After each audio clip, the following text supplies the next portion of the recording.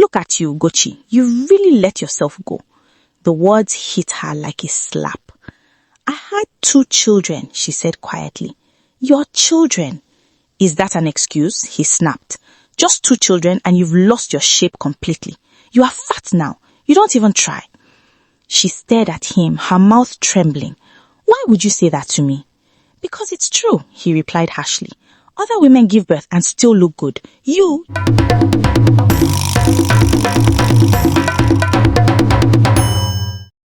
The sun rose gently over the city of Lagos, casting a warm golden glow across rows of buildings that stood shoulder to shoulder, sleek glass towers beside well-built homes that had witnessed years of laughter, struggle, and survival. The city was already awake. Car horns echoed in the distance, early morning prayers fluttered from a nearby church, and the low, steady hum of generators blended into the familiar rhythm of Lagos life. In a modest but well-kept duplex in Surulere, Ugochi had been awake for nearly an hour. She stood in her kitchen, one hand resting lightly on her slightly rounded belly as the other stirred a pot of rice on the gas cooker. The aroma of onions and fresh pepper filled the air. She tasted the stew, nodded in satisfaction, and turned down the heat. Cooking had always been her quiet joy. Even now, with the gentle discomforts of pregnancy weighing on her body, the kitchen still felt like her place of peace. Grace, she called softly but firmly. Wake up, my princess. You'll be late for school. From the hallway came the sound of small feet dragging slowly across the tiled floor, followed by a sleeping voice. Mommy, I'm tired, Grace murmured. Grace appeared at the kitchen door, her small school uniform rumpled, her hair sticking out in different directions. At 4 years old, she still carried the innocence of a toddler, her eyes heavy with sleep and her steps unsure. Ugochi smiled warmly and wiped her hands on a napkin. She walked closer and adjusted Grace's collar. In Lagos, early is already late, she said playfully. Go and finish dressing. Breakfast will be ready soon. Grace nodded and shuffled away. Ugochi leaned briefly against the kitchen counter, exhaling slowly. Pregnancy had made her tire more easily, but she welcomed it with gratitude. This child growing inside her was a blessing, a sign that her family was expanding just as she had always prayed. She thought briefly of how life had changed over the years. She had met Oeka 8 years earlier on a friend's engagement party in Ikeja. He had been quiet and observant, with a calm presence that made her feel safe. At the time, she was working as a sales assistant in a clothing store, while he was an ambitious civil engineer just starting to find his feet. Their relationship had grown slowly, built on patience, respect, and shared hopes of building a stable home. Their bedroom door opened, and Onyeka stepped out, already dressed in a neatly pressed shirt and trousers. He adjusted his wristwatch as he walked into the kitchen. Good morning, my love, he said. Ugochi turned, her face lighting up, despite the tiredness she felt. Good morning. Breakfast will be ready in a few minutes. He leaned in and kissed her gently on the cheek. His eyes briefly dropped to her belly. How are you feeling this morning? A bit tired, she admitted softly, but I'm fine. You should rest more, he said. You're not carrying feather. She smiled. The house won't run itself. Oyenka said nothing more. He poured himself a glass of water and glanced around the kitchen. Everything was neat, just the way he liked. To him, Ugochi was the perfect wife, caring, organized, and always putting her family first. They sat at the dining table a few minutes later. Grace swung her legs under the chair as she ate, humming to herself. Oyeka listened as she tried to explain something about her class, although her words came out jumbled in a way only a 4-year-old could manage. Mommy, said Grace suddenly, looking up, will you come for my PTA meeting today? Ugochi smiled immediately. Of course, my love, I'll be there. Onyeka cleared his throat. I will try my best too, but you know work has been busy. Grace nodded, accepting the answer without fully understanding it. Ugochi noticed the brief flicker of disappointment on her daughter's face and reached out to stroke her hair gently. After breakfast, the morning routine continued quickly. Shoes were worn, the small school bag was checked twice, and hugs were exchanged. Onyeka left first, heading into the unpredictable Lagos traffic. Ugochi watched him drive away from the balcony, one hand resting on her belly, as she whispered a short prayer for his safety, just as she did every morning. After dropping Grace at school, the house fell silent. Too silent. Ugochi returned home and began cleaning, moving from room to room slowly. She swept, wiped surfaces, and rearranged cushions that were already perfectly placed. Occasionally, she paused to catch her breath. As she worked, her mind wandered. Before marriage, she had dreamed of more. She had wanted to return to school, maybe learn catering or interior design. Even during her first pregnancy, she had imagined herself running a small business from home. But life had moved quickly. Marriage, childbirth, and responsibilities. Each time she brought up her dreams, Oeka would smile kindly and say, "Let's wait a bit." She told herself she was happy. Most days she truly was. But in quiet moments like this, she wondered who she was beyond being a wife, a mother, and now an expectant mother once again. That afternoon, her neighbor and close friend Sarah Williams knocked on the door. Sarah was lively and outspoken, always dressed as though she was heading somewhere important. "Ugochi," Sarah exclaimed as she entered, "you are hiding again." Ugochi laughed softly. "Someone has to keep the house running." Sarah's eyes moved to Ugochi's belly. "You are glowing. Pregnancy suits you." "Thank you," Ugochi replied, sitting carefully. They talked about everyday things, school fees, rising food prices, and small gossip from the compound. Then Sarah leaned forward. "So, have you thought any more about that small baking business you talked about last year?" Ugochi hesitated. "I don't know. Oeka thinks it might be stressful, especially now." Sarah raised an eyebrow. "And what do you think?" Ugochi opened her mouth, then closed it again. "I just want peace in my home." Sarah studied her quietly, then smiled. "Whenever you are ready, I'll be your first customer." That evening, Ugochi prepared Onyeka's favorite meal. When he returned home tired and slightly irritated from traffic, the smell of food softened his mood. "This is perfect," he said as he ate. Ugochi watched him quietly, comforted by the simple joy she brought to her family. Grace laughed as she played on the floor, the television murmured softly, and for a moment everything felt complete. Later that night, after Grace had fallen asleep, Ugochi lay beside Onyeka, staring at the ceiling. "Are you happy?" she asked softly. He turned toward her, surprised. "Of course, why would you ask?" She smiled faintly. "No reason." He reached for her hand. "We have a good life, Ugochi. Don't overthink things." She nodded and closed her eyes, holding on to his words. Outside, Lagos continued to buzz, alive, loud, and restless. Inside the quiet room, Ugochi drifted into sleep, believing she was living her perfect world, unaware that life was already preparing to test the strength of that perfection. The day Ozioma was born, Lagos did not pause. Cars still honked impatiently outside the hospital gates. Nurses rushed through hallways with tired faces, and the heat clung stubbornly to the air. Inside the maternity ward of a private hospital in Ikeja, Ugochi lay on the bed, sweat on her forehead, her body aching in places she had never felt before. In her arms was her newborn son, tiny and fragile, his face scrunched as if the world had already offended him. She stared at him with mixed emotions, love, relief, fear, and exhaustion all tangled together. "You did well," the nurse said kindly as she adjusted the bed sheet. "He's strong." Ugochi nodded slowly. Her body felt heavy, but her heart tried to arise. Onyeka stood beside the bed, holding Grace's hand. Grace peered at her brother with curiosity. "He's so small," Grace whispered. "He'll grow," Onyeka replied, smiling briefly. Ugochi watched her husband's face closely. The smile was there, but it felt different, shorter, restrained, as if his mind was somewhere else. She brushed the thought aside. Men worried differently, she told herself. This was their second child. Responsibilities doubled. When they returned home days later, reality settled in quickly. Sleepless nights became normal. Ozioma cried often, and Ugochi's body had not fully recovered. Her waist felt wider, her stomach softer, marked with lines she avoided looking at for too long.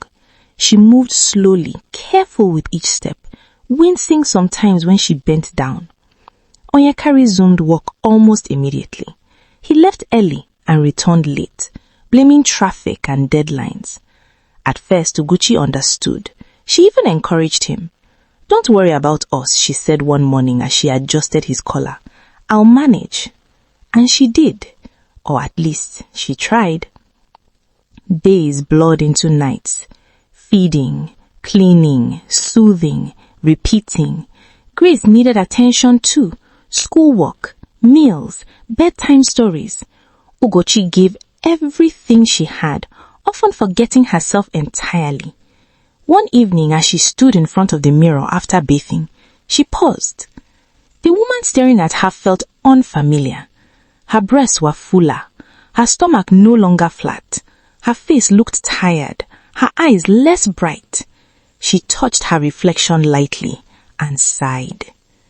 Later that night, Onyeka lay beside her, scrolling through his phone. She moved closer, resting her head on his chest. "You are quiet these days," she said softly. "I'm just tired," he replied without looking up. She waited, hoping he would put the phone down, maybe hold her. But the moments passed. He turned to the other side and soon began to snore. Ugochi lay awake, blinking back tears she did not fully understand. Weeks passed. The house remained busy, but the warmth that once filled it felt thinner. Onyeka spoke less at home. When he did, it was mostly about bills, work stress, or how tired he was. One afternoon, Sarah came by to visit. She looked at Ugochi closely and frowned. "You've lost your glow, Sha," Sarah said bluntly. Ugochi forced a laugh. "Is that a compliment or an insult?" "I'm serious," Sarah replied as she sat down. "You look drained." Ugochi shrugged. "That's motherhood." Sarah glanced toward the bedroom where Ozioma slept. "And Onyeka?" Sarah softly asked. "He's fine," Ugochi answered quickly. Sarah did not press further, but she could sense something was wrong. That night, as Ugochi served dinner, Onyeka barely touched his food. "This stew is salty," he said suddenly. Ugochi froze. "Really? I tasted it." "Well, it is," he replied flatly. "I'm sorry," she said quickly. "I'll fix it." As she returned to the kitchen, tears spilled freely. It wasn't about the stew.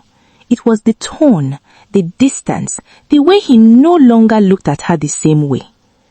Later, she gathered courage. "Onyeka," she began quietly, "have I done something wrong?" He looked surprised. "Why would you ask that?" "You don't talk to me anymore. You don't touch me. You barely look at me." He sighed heavily. "Ugochi, you are overthinking. Life is just different now. We have 2 children." "So that's it?" she asked, her voice shaking. "I'm just a mother now?" He stood up. "I'm tired. Let's not argue." And just like that, the conversation ended. From that day, Ugochi began to notice things she had once ignored. Onyeka stayed longer at work. He guarded his phone more closely.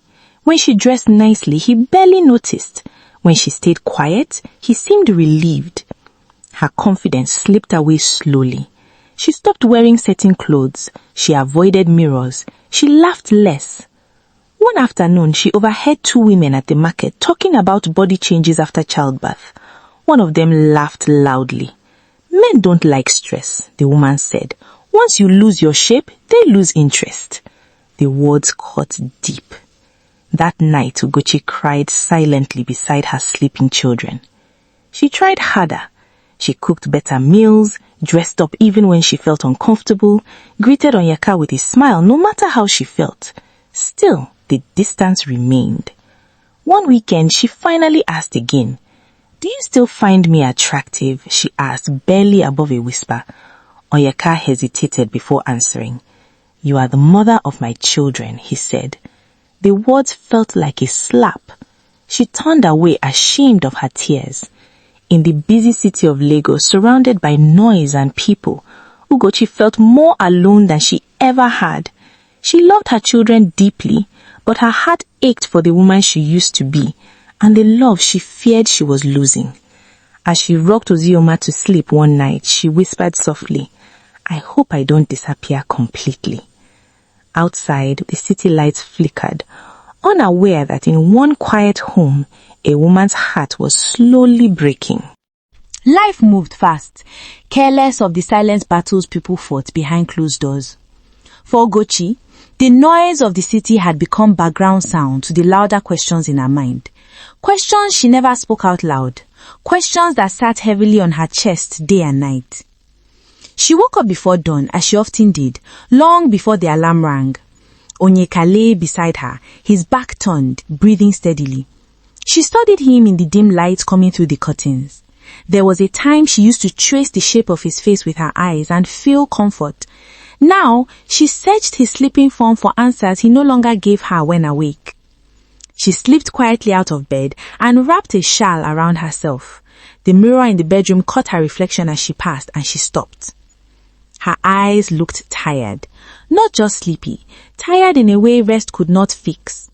She touched her face, then her waist, pulling the fabric of her nightgown tighter around her body. Her mind whispered cruel questions she did not invite.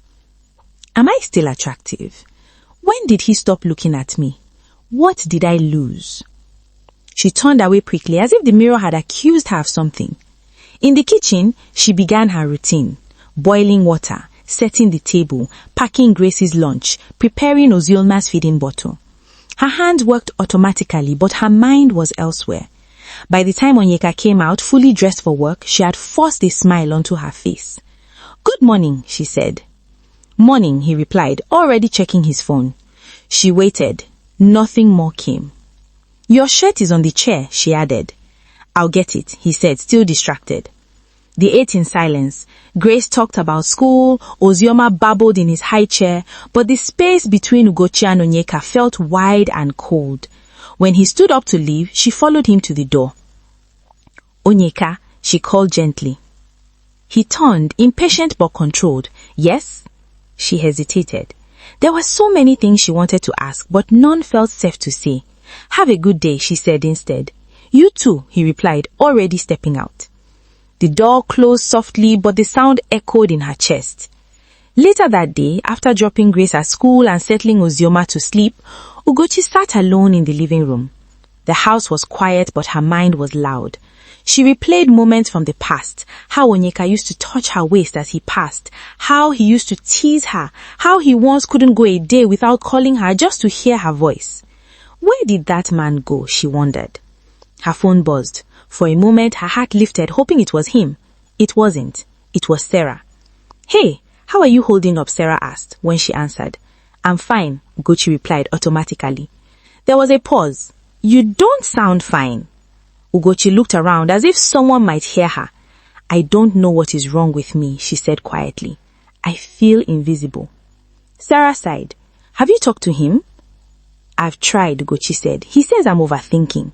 "That doesn't mean you are," Sarah replied gently. "Your feelings matter."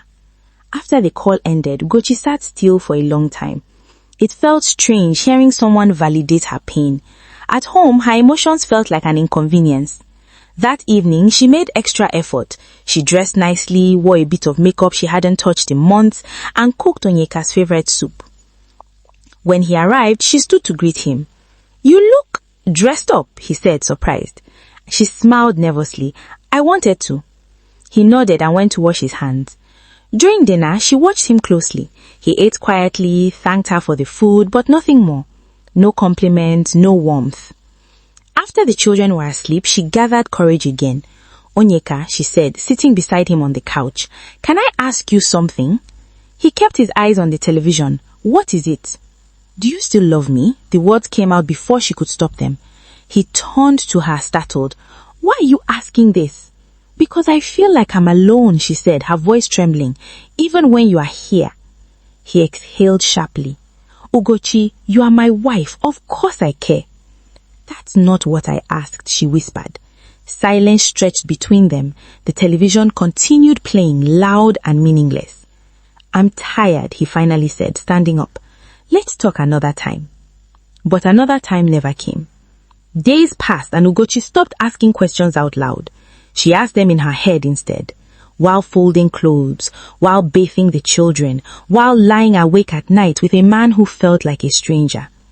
She began to withdraw too, not because she wanted to, but because hoping hurt too much. One afternoon at the salon, two women laughing about their husband's attention. One said, "If you don't look good, they will look elsewhere." Ugochi felt her chest tighten. That night, she stood in front of the mirror again. Longer this time, she studied every part of herself, searching for what had changed, what she needed to fix. Then, suddenly, she felt tired. Tired of blaming herself, tired of competing with an invisible standard. She sat on the bed and cried quietly, not wanting anyone to hear. In Lagos, surrounded by millions of people, Ugochi felt deeply alone. Her questions had no answers, her pain had no voice, and the silence in her marriage grew louder each day.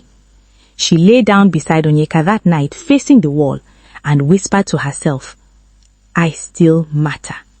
But the room remained silent.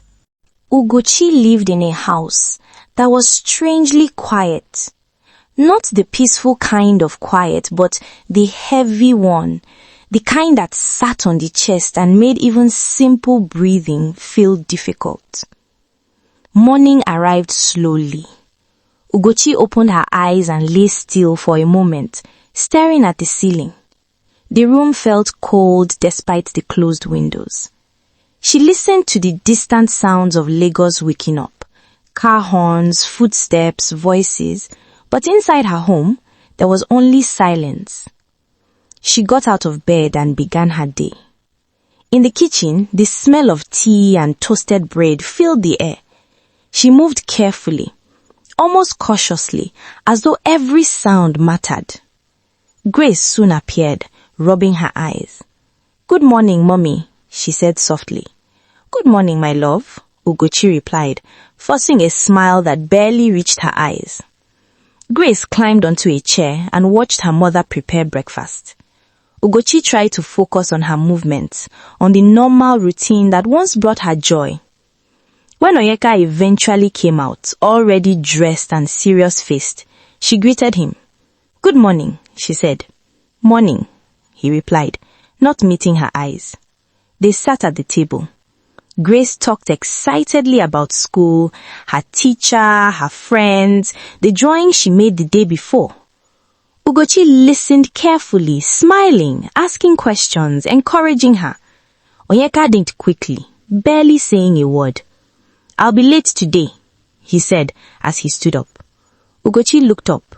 "Late again?" "Walk," he replied briefly. "Okay," she said quietly.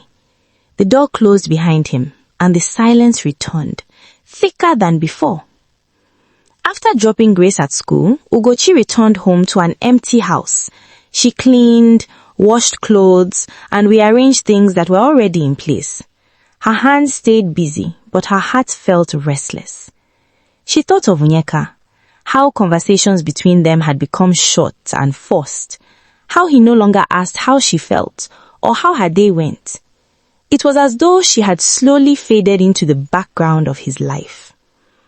In the afternoon, she sat on the couch with her phone in her hand. She wanted to call him just to hear his voice. Her thumb hovered over his name. Then she lowered the phone. She already knew what he would say. "I'm busy." That evening, Onyeka returned very late. It was almost 10 p.m. when the door finally opened. The house was dark and quiet. Grace was already asleep. "You are back," Ugochi said, standing up from where she had been sitting. "Yes," he replied, loosening his tie. "I kept food for you. I'll eat later." She followed him into the bedroom. "Onyeka, please, can we talk?" He sighed deeply. "About what?" "About us," she said, her voice barely above a whisper. "I'm tired, Ugochi." "You're always tired," she replied, her voice shaking. "Do you even notice me anymore?" He turned to her, irritation clear on his face. "What exactly do you want from me?" "I want you to see me," she said, tears filling her eyes. I want you to care about how I feel. He gave a short laugh, empty and tired. I come home, I provide. Isn't that enough? Her tears spilled over. I want to feel like your wife, not like someone just sharing a house with you. He picked up his phone. I don't have the strength for this conversation.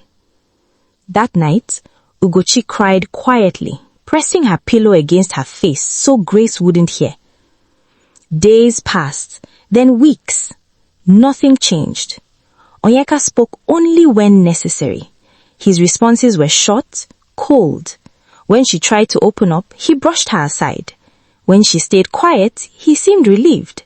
She felt invisible. One Sunday afternoon, Sarah visited. The moment she stepped inside, she sensed the tension. You look lonely, Sarah said gently. Ugochi swallowed hard. I am. Does he know how you feel? I don't think he cares anymore, Ugochi replied. Sarah squeezed her hand. Marriage shouldn't feel like a prison. That night, Onyeka sat watching television while Ugochi folded clothes beside him. Grace's teacher called today, she said, trying again. She said Grace is doing very well. That's good, he replied, eyes fixed on the screen. She asked if both parents could attend the next meeting. We'll see. Nothing else followed. Later, in bed, Ugochi turned toward him. Do you remember when we used to talk all night? She asked softly. That was before responsibilities. So love disappears when responsibilities come? She asked. He didn't answer. Ugochi turned away, staring into the darkness. She felt small, forgotten. Some nights, she wondered if the love they once shared was real. Other nights, she blamed herself. Maybe she talked too much. Maybe she complained too often. Maybe she was no longer beautiful enough. One afternoon, she stood alone on the balcony, watching people rush past on the busy Lagos road below. Smiling faces, loud laughter, fast lives. She wondered how many women lived like her, strong outside, broken inside. That evening, Onyeka forgot their wedding anniversary. She had waited all day, cooked his favorite meal, dressed carefully. When he came home and said nothing, her heart dropped. It's our anniversary today, she said quietly. Is it? He replied, surprised. Yes. Oh, he replied, I forgot. That was all. She cleared the table silently. That night, lying beside him, Ugochi felt emptier than ever. The man she married was right there, yet she had never felt so alone. In a house filled with memories, she finally understood something painful. Loneliness was no longer a passing feeling. It had become her everyday life, and no one seemed to notice.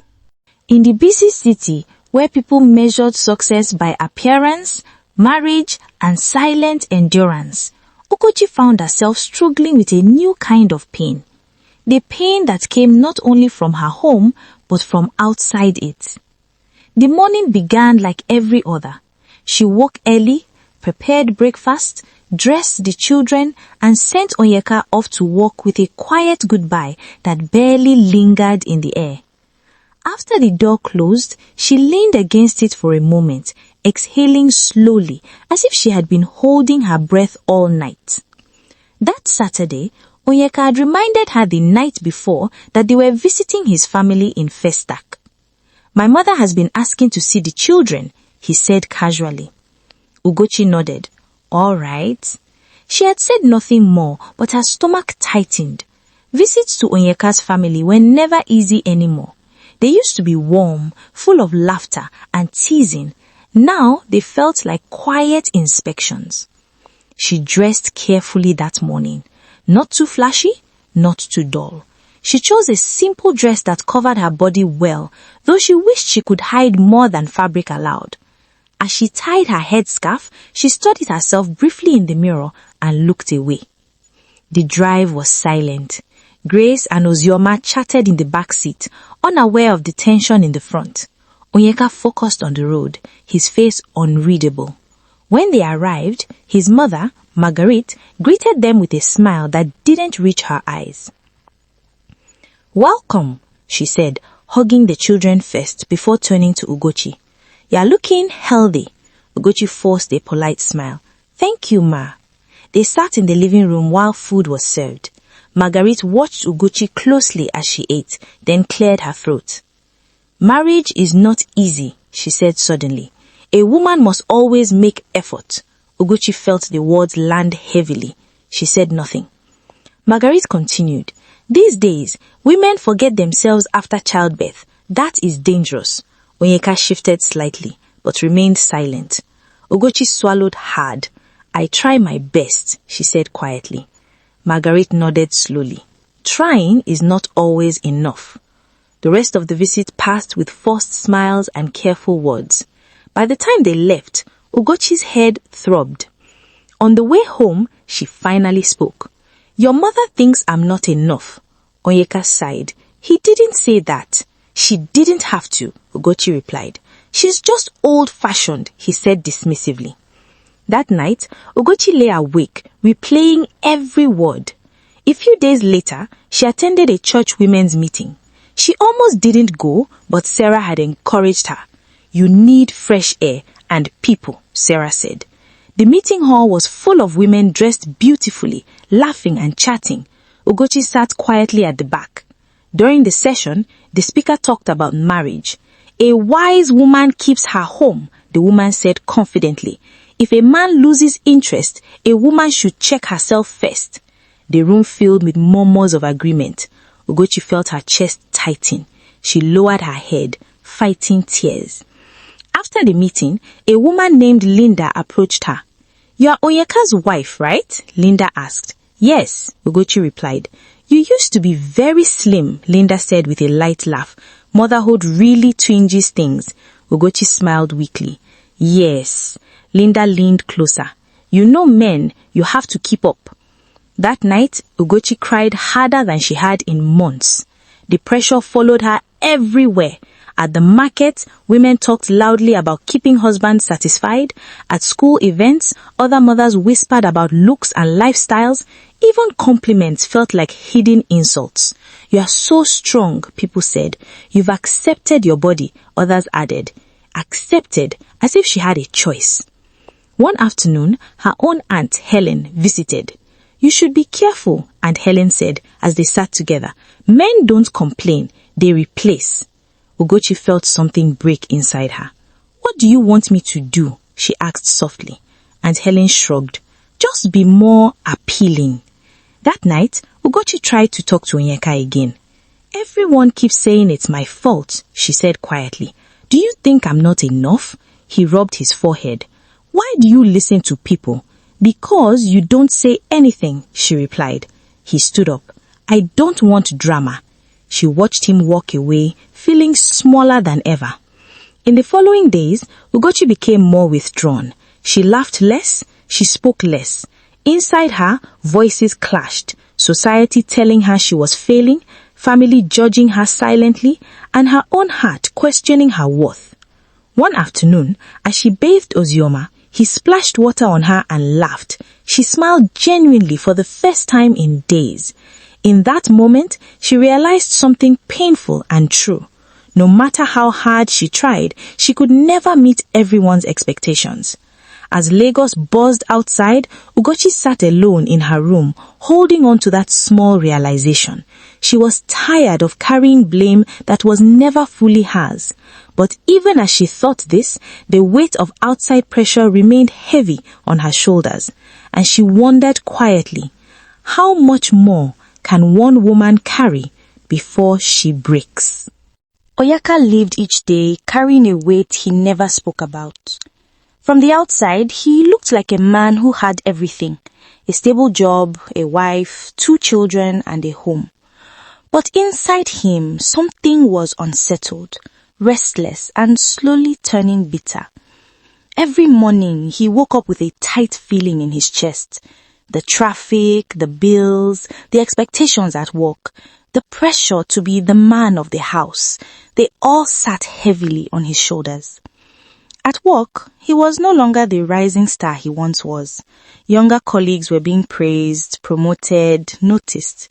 His boss, Mr. Daniel, had recently told him during a meeting, "You need to step up, Oeka. Others are doing more with less." Those words followed him home every day. Instead of talking about it, Onyeka swallowed his frustration. He told himself a man should handle his problems alone. He told himself silence was strength. Slowly, that silence hardened into distance, and that distance turned into anger. At home, Ugochi moved around quietly, careful not to upset him. Her gentleness, once comforting, now irritated him for reasons he did not fully understand. He felt trapped by responsibility, by routine, by a life that no longer made him feel powerful. One evening, he came home earlier than usual. Ugochi was in the kitchen, stirring soup. She looked up and smiled. "You are back early," she said. He replied flatly. She served him food and sat across from him. For a moment, she thought maybe today would be different. "How was work?" she asked softly. He shrugged. "Same." She hesitated, then spoke again. "Onyeka, you've been quiet lately. Is something wrong?" He dropped his spoon. "Can you not start this again?" "I'm just asking," she said, startled. He leaned back, eyes scanning her slowly, critically. "Do you know what stresses me?" he asked. Ugochi shook her head. "Coming home and feeling like everything has changed, including you." Her heart skipped. "What do you mean?" He laughed bitterly. "Look at you, Ugochi. You really let yourself go." The words hit her like a slap. "I had 2 children," she said quietly. "Your children." "Is that an excuse?" he snapped. "Just 2 children and you've lost your shape completely. You are fat now. You don't even try." She stared at him, her mouth trembling. "Why would you say that to me?" "Because it's true," he replied harshly. "Other women give birth and still look good. You just relaxed." Tears filled her eyes. "I've been tired. I've been taking care of everyone." "And who told you to forget yourself?" he said coldly. "Do you think I enjoy coming home to this?" That night, Ugochi cried until her chest hurt. Onyeka lay beside her, wide awake, his words replaying in his own head. For a brief moment, guilt flickered. Then he pushed it away. He did not know how to admit that he felt like a failure. He did not know how to say he was scared. Scared of losing relevance, scared of not being enough. Instead, he turned his frustration outward. In the days that followed, his behavior grew worse. He became more critical, more distant. Small things annoyed him. The way Ugochi spoke, the way she dressed, even the way she laughed with the children. One afternoon, Grace overheard them arguing. "Mommy, why is Daddy angry?" she asked later. Ugochi forced a smile. "Daddy is just tired." But Onyeka was not just tired. He was angry at himself, and Ugochi had become the easiest target. At work, he avoided going straight home. He stayed late, sometimes sitting alone in his car, staring at nothing. His colleague, Michael, noticed. "You've been off lately. Everything okay at home?" Onyeka scoffed. "Marriage drains a man." Michael laughed awkwardly. "It's not easy, but you talk to your wife, don't you?" Onyeka said nothing.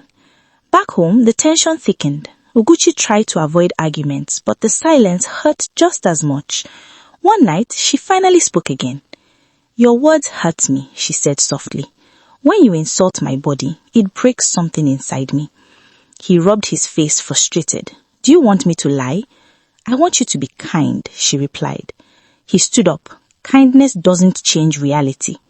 She looked at him, tears running freely. "Do you even see me as your wife anymore?" He paused, then looked away. "I don't know." That answer haunted both of them. Later that night, Onyeka sat alone in the living room. The house was quiet. For a first time in a long while, he allowed himself to think. He thought about how proud he once felt holding Ugochi's hand in public.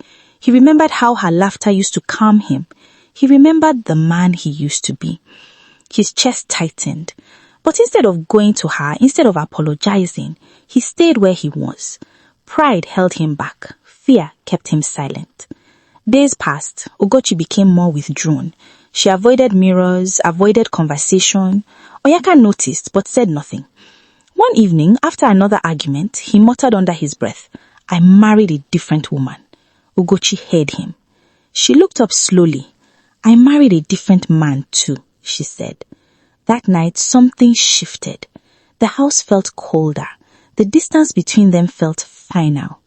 In Lagos, a city that never slowed down, two people who once loved deeply were quietly drifting apart. Onyeka's struggles, left unspoken and unmanaged, had turned into weapons against the one person who stood beside him. And as he lay awake that night, staring at the ceiling, Onyeka finally felt it. The fear he had been running from. Fear that he was losing his marriage. Fear that he had already caused damage he might not know how to fix. Ugochi woke up one morning with a strange calm in her chest. It was not peace. It was the stillness that came just before something broke. She lay on the bed staring at the ceiling fan as it spun slowly above her. Onyeka slept beside her, his face turned away, his back rising and falling steadily. She watched him for a long time, searching for something.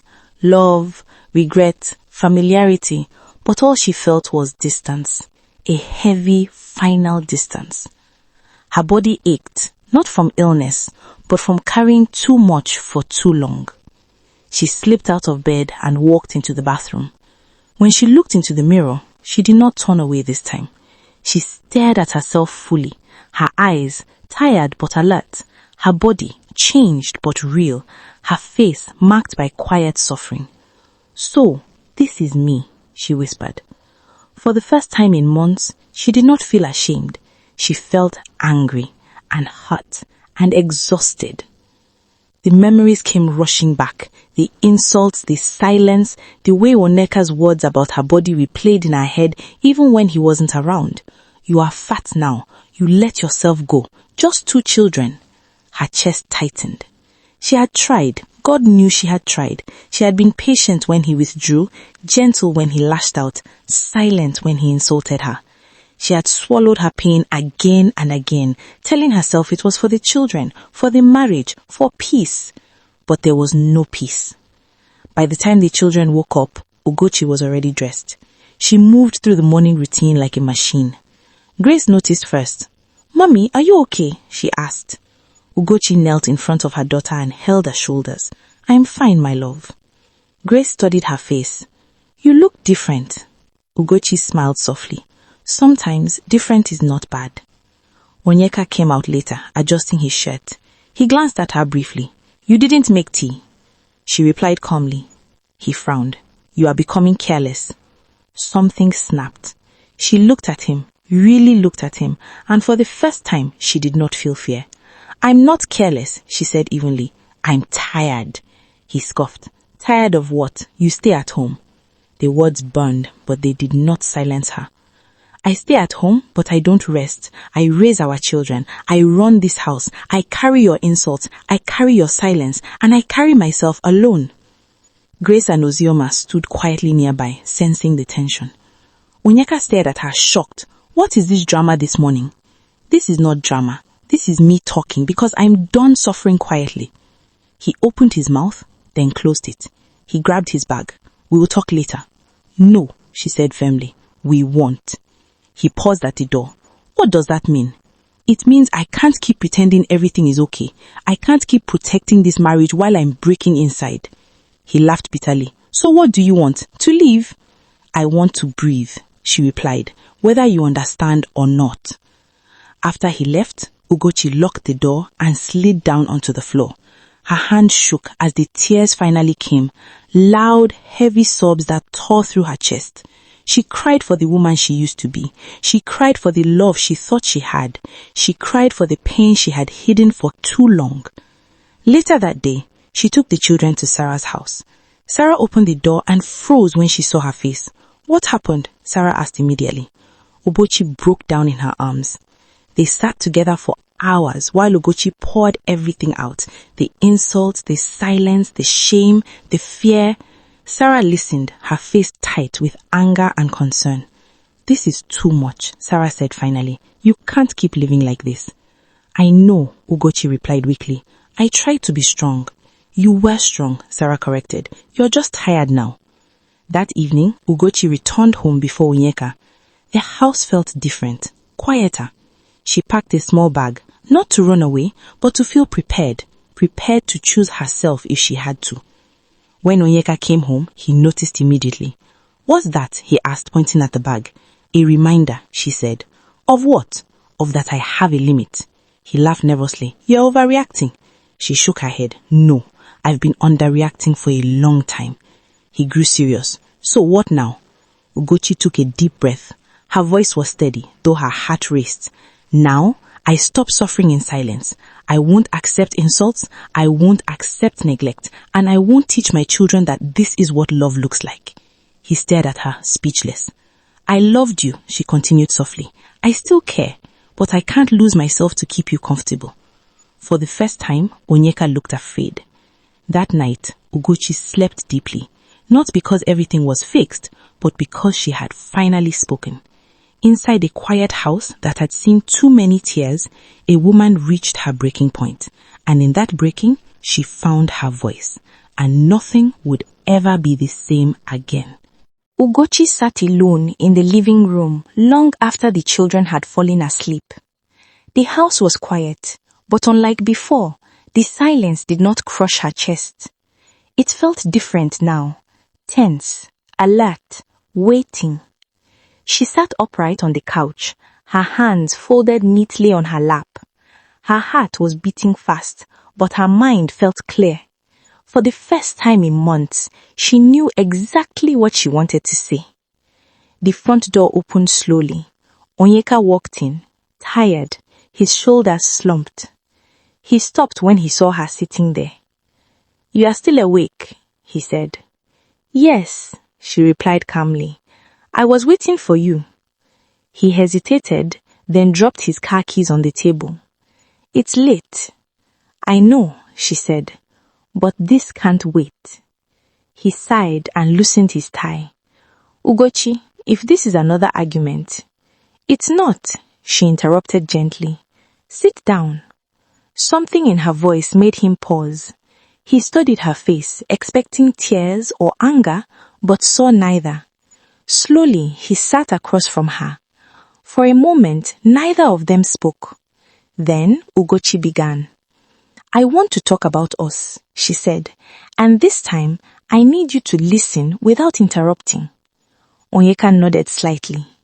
She took a deep breath. I have been in pain for a long time, not because of one argument or one bad day, but because of many small things that piled up and crushed me. He shifted uncomfortably. When you stopped talking to me, when you stopped touching me, when you looked at me like I was nothing, she continued, her voice steady, it broke me in ways I didn't know how to explain. He opened his mouth, but she raised her hand. Please, let me finish. She swallowed hard. The day you insulted my body, called me fat, and said I let myself go, something inside me cracked. I carried your children. I sacrificed my sleep, my time, my dreams, and instead of kindness, I received shame. Onyeka looked down. I didn't marry you to be perfect. I married you to be loved, and for a long time, I haven't felt loved. Her eyes glistened, but she did not cry. I kept quiet because I thought endurance would save our marriage. I thought if I tried harder, smiled more, complained less, you would come back to me. But silence didn't heal us. It only erased me. The room felt heavy. Onyeka cleared his throat. I didn't know it was that bad. Ugochi looked at him. I told you many times, you just didn't listen. He ran a hand through his hair. I was dealing with my own problems. I understand that now, she said, but your pain does not give you the right to hurt me. Her words landed firmly, without cruelty. I am speaking now because I can't continue like this. I deserve respect. I deserve kindness. I deserve emotional support. And from today, I will no longer accept less. He frowned. Are you threatening me? She shook her head slowly. No, I am setting boundaries. There was a long pause. What boundaries? He asked. She leaned forward slightly. You will not insult my body again, ever. If you are frustrated, we talk like adults. You will not ignore me for days and call it peace. You will not dismiss my feelings or make me feel small. And if I fail, he asked quietly, then we face the consequences honestly, she replied, but I will not suffer in silence again. Her calm scared him more than anger would have. You've changed, he said. Yes, answered she, because I had to. He looked at her for a long time. I didn't realize how much damage I was causing. I believe you, she said, but realization is not enough. I need action. He nodded slowly. That night, they did not sleep close, but for the first time in a long while, there was honesty in the room. The next morning, Ugochi woke up feeling lighter.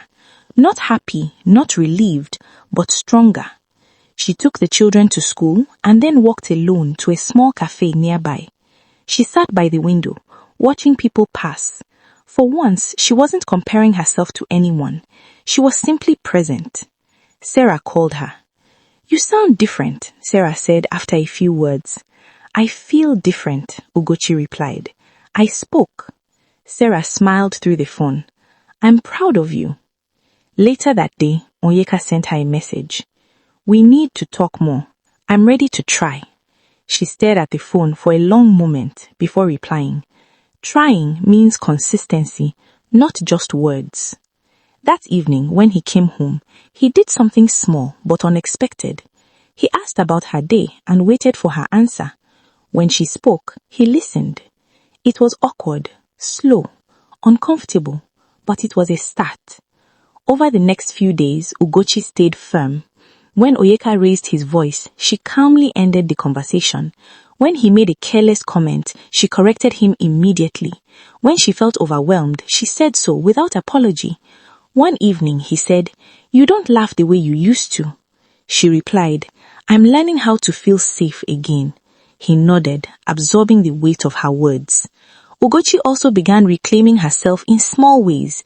She took evening walks alone. She started writing in a notebook again.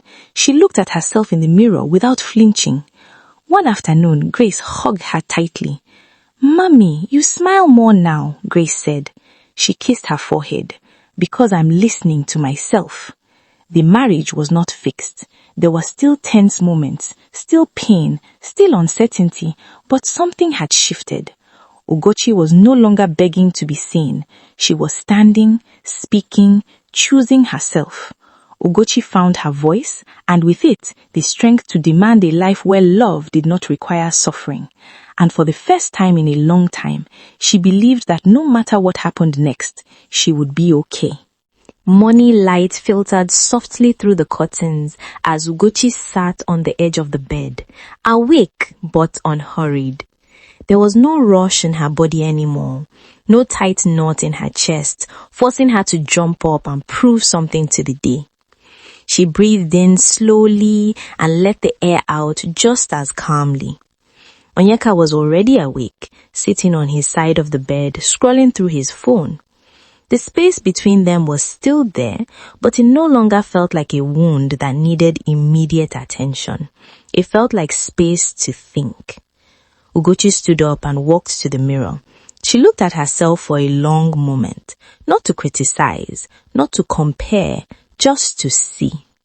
Her body was still the same, her hips were still full, her stomach was still soft, but something inside her eyes had changed. They no longer looked apologetic. I am still here, she whispered. In the kitchen, she prepared breakfast at her own pace. Grace walked in first.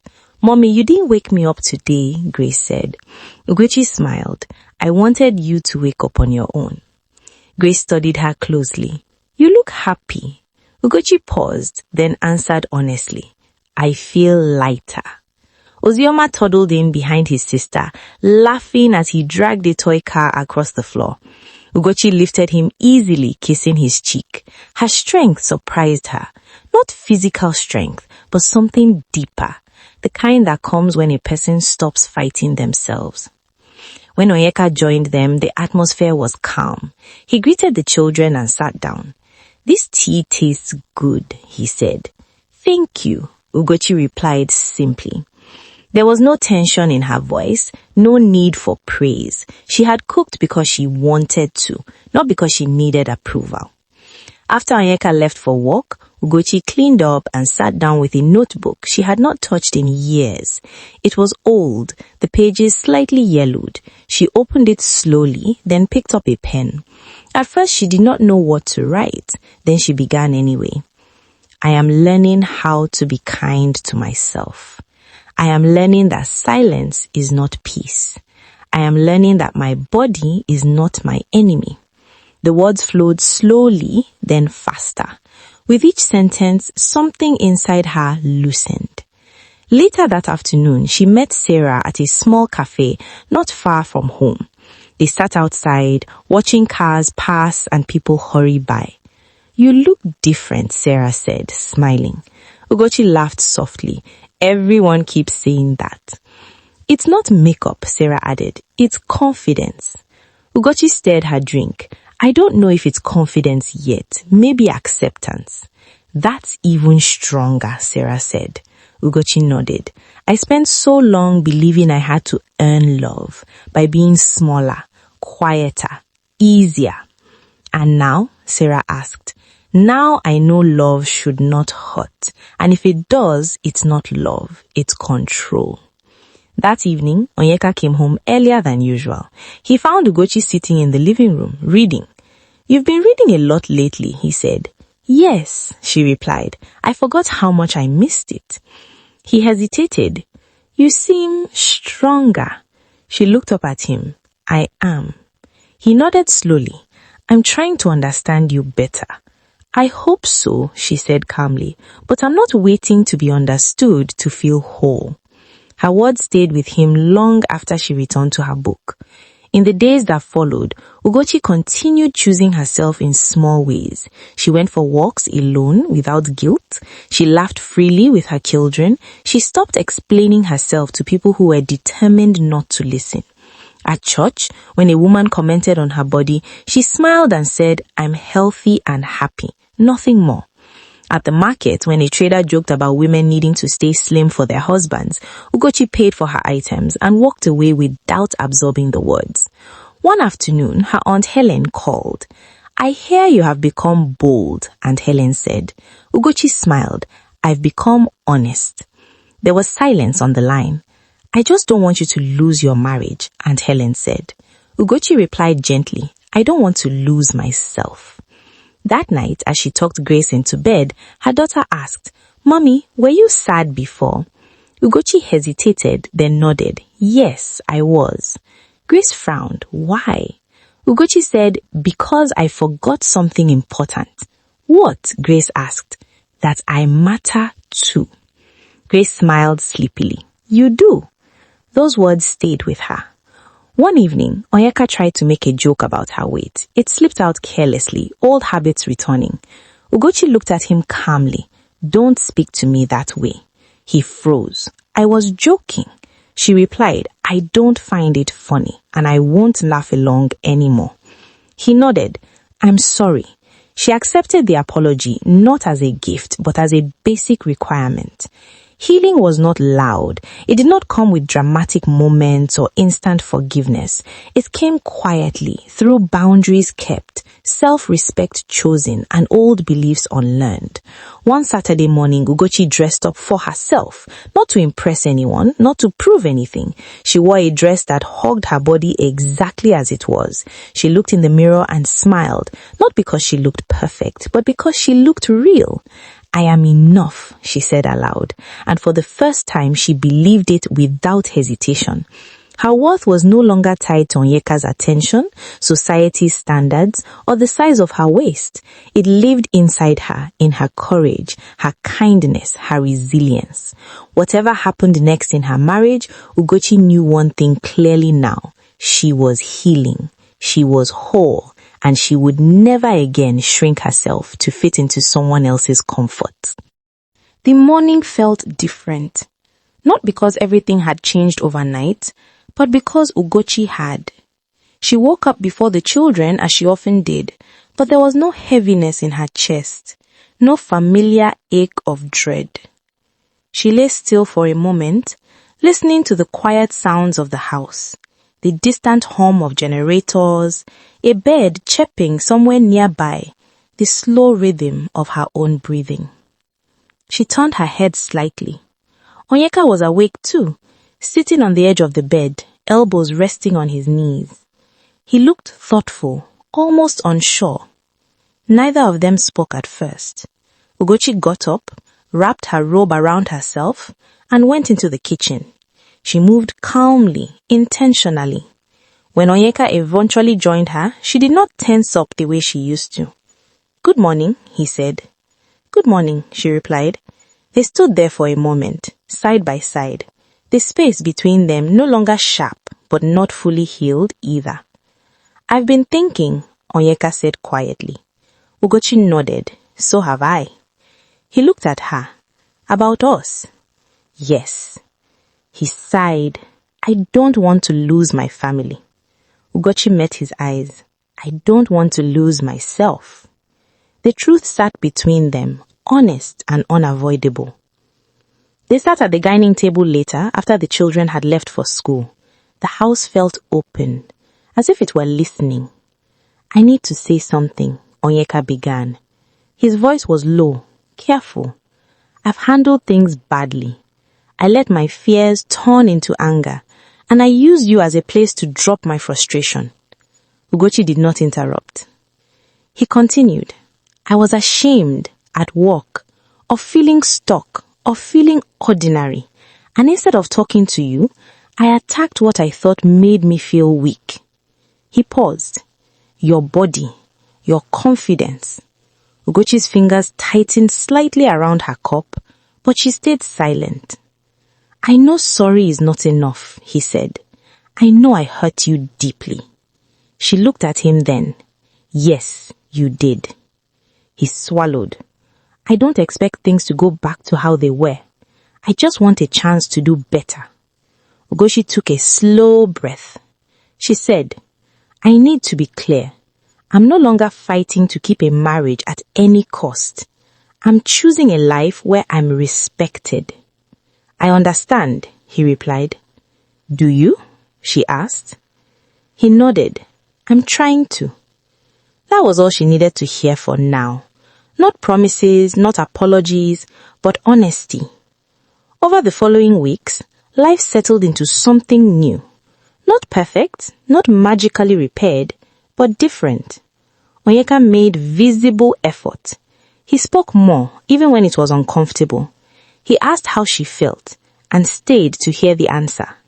When stress from work followed him home, he admitted it instead of turning sharp. Some days he failed. Old habits did not disappear easily. But Ugochi no longer absorbed the damage quietly. When he crossed the line, she said so, calmly, clearly. "I won't accept that tone," she would say. "That comment is not okay. Let's talk later when we're both calmer."